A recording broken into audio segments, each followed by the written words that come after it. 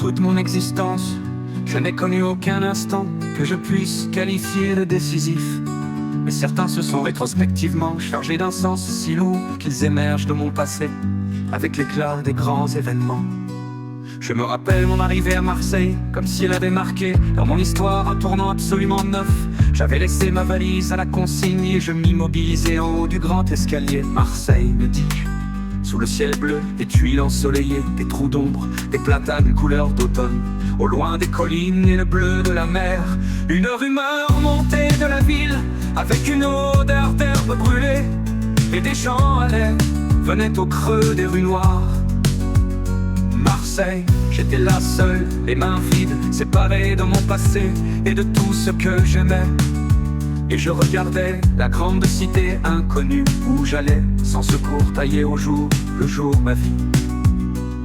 Jusqu'alors j'avais dépendu étroitement d'autrui. On m'avait imposé des cadres et des buts. Et puis un grand bonheur m'avait été donné. Ici je n'existais pour personne.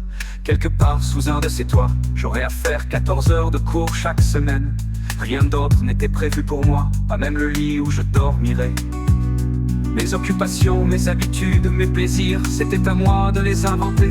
Je me mis à descendre l'escalier, je m'arrêtais à chaque marche. Ému par ces maisons, ces arbres, ces eaux, ces rochers, ces trottoirs qui peu à peu allaient se révéler à moi et me révéler à moi-même.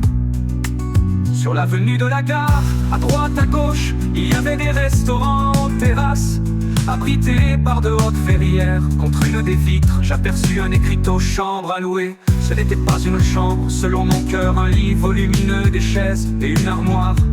Mais je pensais que la grande table serait commode pour travailler. Et la patronne me proposait un prix de pension qui me convenait. J'allais chercher ma valise, je la déposais au restaurant de l'Amirauté. 2 heures plus tard, j'avais rendu visite à la directrice du lycée. Mon emploi du temps était fixé, sans connaître Marseille. Déjà, j'y habitais, je partis à sa découverte. J'eus le coup de foudre, je grimpais sur toutes ces rocailles. Je rôdais dans toutes ces ruelles, je respirais le goudron et les oursins du vieux port. Je me mêlais aux foules de la Canebière.